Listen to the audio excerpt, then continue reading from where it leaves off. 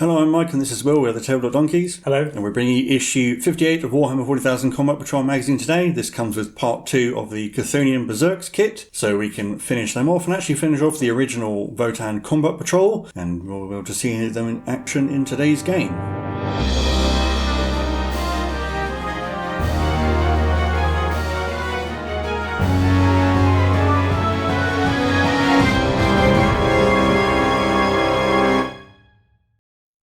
Looking through the issue first, we have the painting guide for the Cthonian Beserks, and we're actually starting off with a base coat of Wraithbone, seeing as there isn't actually a lot of black on them compared to the other Votann. An Avalanche Sunset for their trousers, Abaddon Black for any armour, especially on the little robotic helper with the mole launcher, also their boots and parts of their weapons, and any of the mechanical parts they're carrying on their backs. Catachan Flesh for the soft parts of their trousers, and also if you want any of them to have dark skin, you can paint them Catachan Flesh as well. Leadbelcher for any of the pipe work and some of the details on the heads of the axes. Screamer Pink for weapon halves, and Mephiston Red for any blades of the axes as well, and any eye lenses, which a few of them have because they have a fair few mechanical parts on their heads.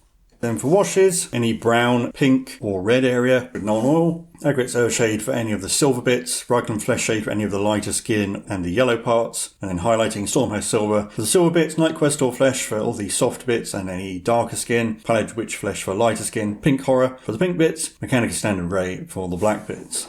And you can see them up to this point, and there's still a fair lot of detail, lots of straps and things, so take your time. And then some more background on the Leagues of Votann, so each league has its own vast territory. When a league has claimed a region, it will leave nav beacons to proclaim it as such, and this is usually honoured by the other leagues. They generally frown upon war amongst themselves, but have no such qualms about war with any of the other races. And the leagues mostly reside within the galactic core, one of the least understood areas of the galaxy where everything is all a bit extreme. The fundamental forces of nature are intensified here and the stars are densely packed together. And it goes over some of the major leagues and their territory and the circumnuclear disk, which makes navigating through the galactic core more difficult than it would be in other parts of the galaxy.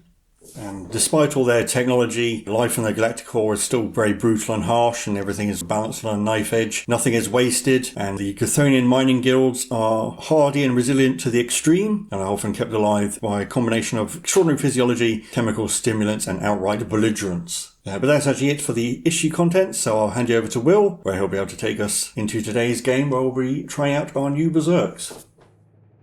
So we have, of course, finished our Cthonian Beserks unit, but we have to go back to the previous issue to look at their datasheet. They have a 5-inch move, their toughness 5 with a 6+ save, 2 wounds, leadership of 7+, and an OC of 1. But they do have the Feel No Pain 5+ ability, so they're a little bit more durable than the stats might suggest. One of the models has a mole grenade launcher. That's actually the one with the robotic helper on the larger base. That has a 24-inch range, D6 shots, but it is a blast weapon. They hit on 4s, strength 5, AP -1, and 1 damage. They do have the indirect fire keyword as well, which is the first time we've seen that. It allows them to shoot at things out of line of sight at a penalty to hit. One of the models has a twin concussion gauntlet, which is a twin-linked melee weapon that hits on 4s with 4 attacks, strength 9, AP -1, 2 damage. The rest have heavy plasma axes, where you can choose either the strike or sweep profile. The strike is 3 attacks on 3s, strength 6, AP -2, 2 damage, and the sweep is 6 attacks hitting on 3s, strength 4, AP -1, 1 damage. The one with the mole grenade launcher also has an extra wound, and you add 1 to the attacks characteristic of models with that weapon. It's not entirely clear whether that includes the mole grenade launcher itself, but we're going to assume not. We assume it means melee weapons.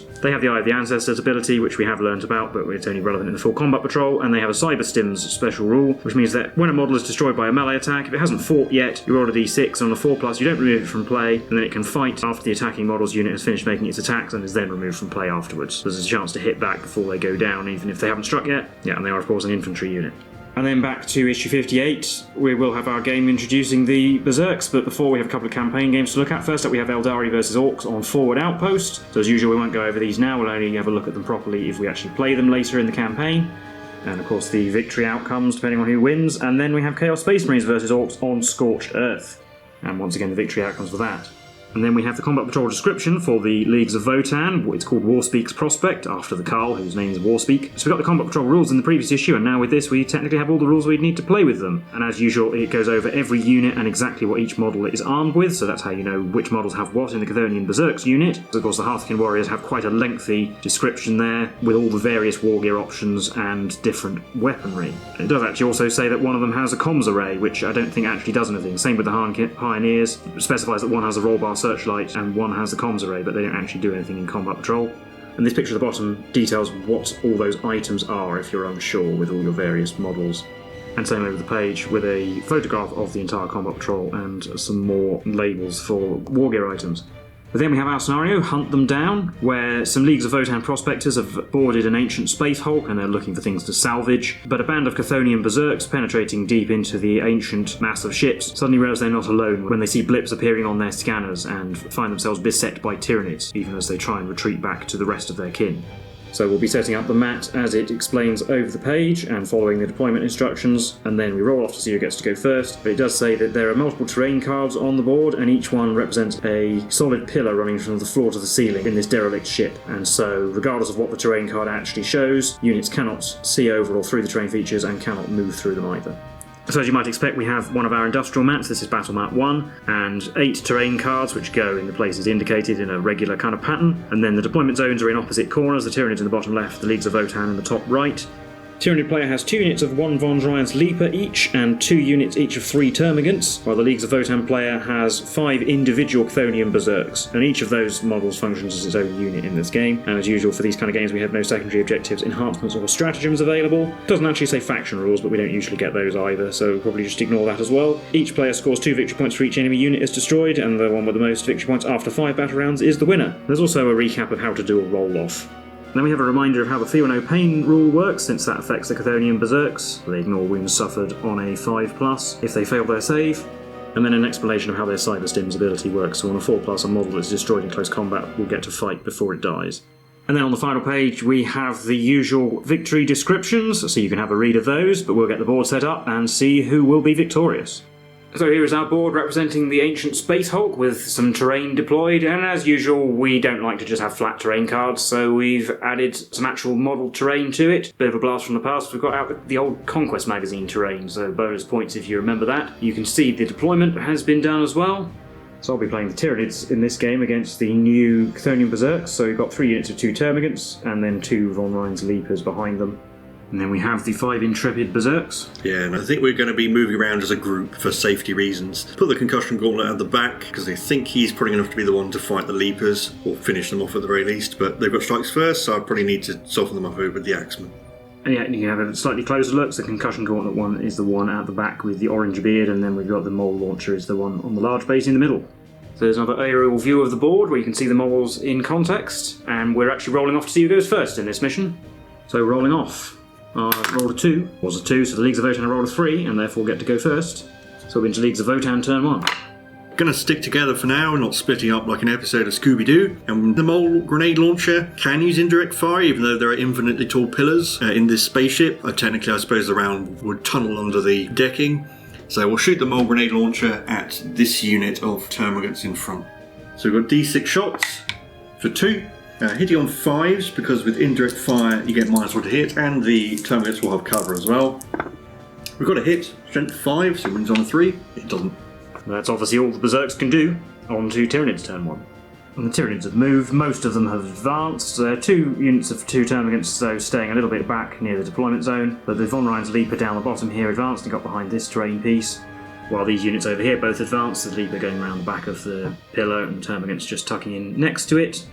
But I don't have any shooting because there's no targets to shoot, so we're mostly just staying behind the terrain for now anyway. But that will be the end of the Tyranid turn. On to Leagues of Votann turn 2. So I've just moved up normally again. We're going to use the Mole Launcher on this unit of Termagants here to try and isolate this Leaper. So D6 shots, 4 this time. Again hitting on 5s because we can't see the target. No, they all missed. So that's going to be it. I can't charge anything, it's going to be way too far. So on to Tyranids turn 2.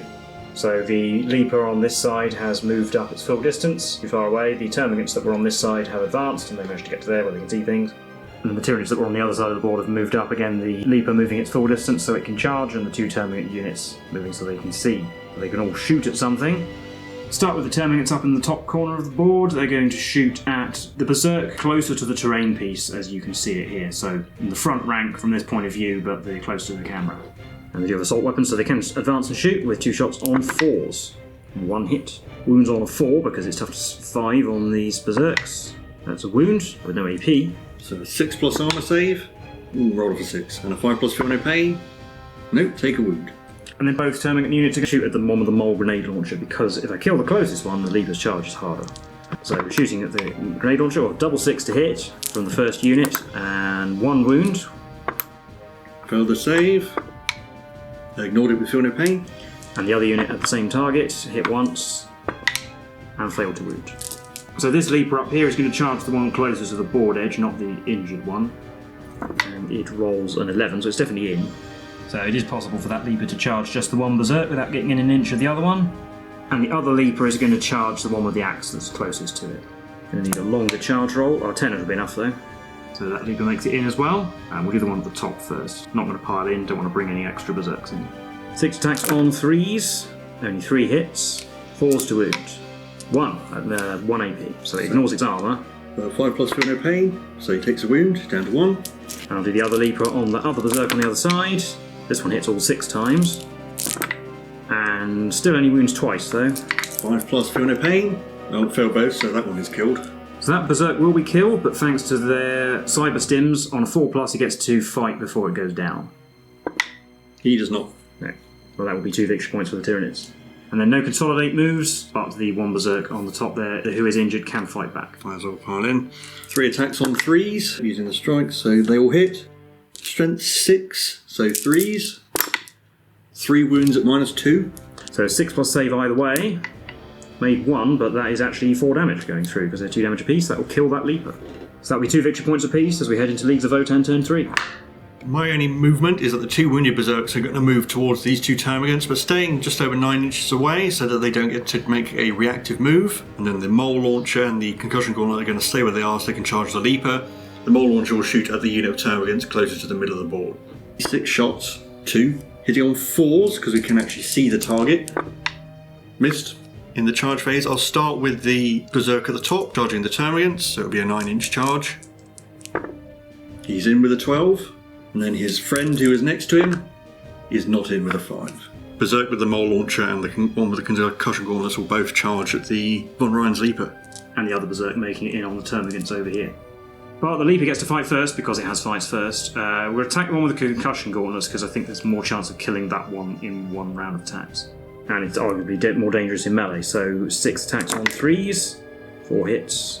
Only on 4s. Oh, just 1, it's not going to die. 5 plus Feel No Pain. Takes a wound though. So I'll do the concussion gauntlet Berserk first. So 4 attacks on 4s. Oof, they all hit. Strength 9, so wounding on 3s, but re-rolling because it's twin linked. So that's 4 wounds at -1. So these will be 5 plus armour. Only made 1, and they're 2 damage each, so the Leaper gets splattered as well. That's another 2 victory points. And then the lone Berserk fighting the 2 termagants. I'll use the sweep profile for his axe. 6 attacks on 3s. Oh, getting 3 hits. Wounding on 3s. 2 wounds at -1. 6s for termagants. Nope, no termagants are destroyed. And another 2 VP. So just like that, Tyranids are just down to 4 termagants left, but we will be heading into Tyranids turn 3. Well, the remaining termagants are actually going to have to play this rather more cagey now. We have to try and pick off the injured Berserks to get points while not dying. So we're just going to move a little bit in the centre, where we can all see the one with the concussion gauntlets. But it's only got 1 wound left. I'll start with the termagants on the left. 2 shots on 4s, so they both hit, and they wound on 4s. Oh, they both wound. 6s to save. Oh, made an armour save. And 5 plus Feel No Pain. He's still there. Oh no. Well, the other 2 will shoot at that one then. They hit once, and fail to wound. And that'll be end of Tyranids turn 3, on to Leagues of Votann turn 4. My movement. First move was the mole launcher team that caused the termagants to reactive move and run away. Concussion gauntlet following up the mole launcher team. The other 2 wounded Berserks coming around the corner to try and head off the unit of termagants on the left. And in the shooting phase, the mole launcher will shoot at the termagants on the left-hand side of the board. D6 times 5. Hitting on 4s because we can see them. 2 hits rather. Wounding on 3s. Nope. Starting the charge phase, we're going to start with the mole launcher team. Going to charge the unit of termagants at the bottom of the board. And they get a 9. That's definitely enough. That allows them to leave space for the concussion gauntlet, so it will also charge the same unit. Probably a little overkill, he needs a slightly longer roll, 4 isn't enough. Then we'll do this Berserk, charging the other unit of termagants. He's going to need a 7. He gets an 8, so he's in. And then the other Berserk on the board edge needs a very big roll. 7 won't be enough. So 2 Beserks do get in. So I'll do the wounded one on the left. We use the sweep profile again, 6 attacks on 3s, getting 5 hits, and 3s, 5 wounds at -1 AP. A lot of 6s. Nope, those termagants are dead. The mole launcher team, which gets an extra attack, so 7 attacks with the sweep profile on 3s, 4 hits, 3s to wound, 4 wounds at -1. Another large number of 6s needed. No. So after what seemed to be a fairly cagey start, actually the Berserks ended up rampaging across the board and killing all the Tyranids with minimal losses, really. All the 3 of them are wounded, I suppose. But that'll obviously be a clear Leagues of Votann victory, and we'll recap all that for you now.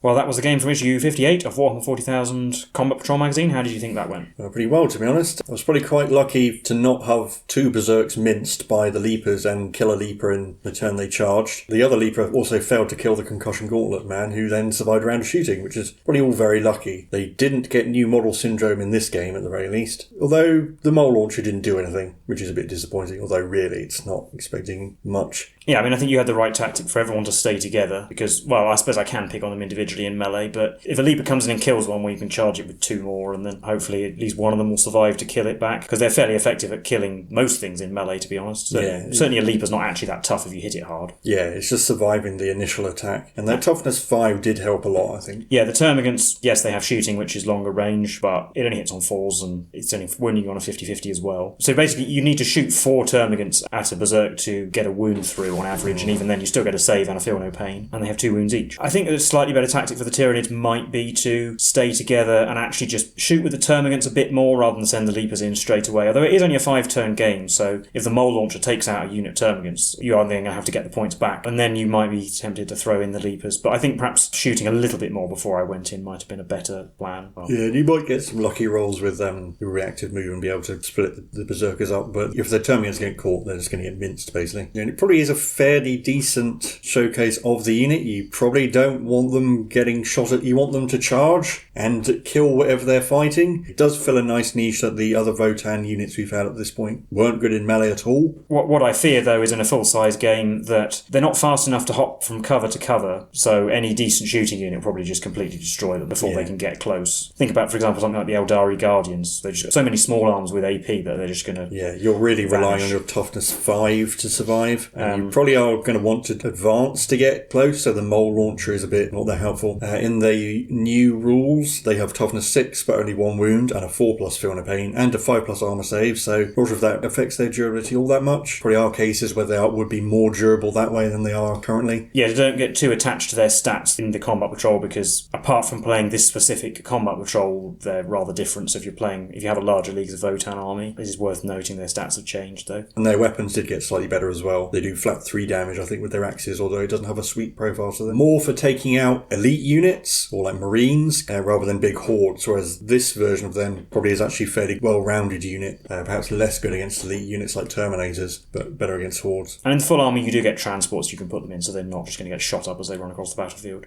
They are fairly cool models. I guess they show a lot more skins. They just give you a bit more painting variety compared to the other Votann, who are all mostly just suits of armour. So it does give them their own unique look. And they do kind of sell that cybernetic miner look. You can imagine they probably wouldn't wear that much clothing just because it'd be really hot on the ground. They're doing a lot of physical labour. And I guess it's also maybe a little bit of a nod back to the fantasy dwarfs with the Slayers, or sci-fi version of them as well, if you like them. Yeah, I do think they look good, although I do have a question mark in my mind as to why miners would actually be fighting on a battlefield with mining tools. But then that's perhaps more of a broader fantasy and sci-fi trope that people go to battlefields with things that in real life you wouldn't ever take. As it is, it'd be interesting to see how they fit in with the rest of the Combat Patrol and what they add to it, since we do actually now have the full rules of the Combat Patrol, and this unit completes it. So apart from the bonus unit we're getting in a couple of issues' time, you do now have the full Leagues of Votann Patrol, and we'll hopefully be able to play with that in the near future, although there are more introductory games coming up, so it might be a few issues before we actually get to see a full game of Leagues of Votann on the table. But otherwise, for this issue, I don't think there's much more to say. Let us know what you thought below. If you're a Leagues of Votann player and you have any particular tactics or ways of using your Cthonian Beserks, do let us know. If you enjoyed the video, then do feel free to leave it a like and subscribe. We've been the Tabletop Donkeys, and we'll see you in the next one. Bye for now.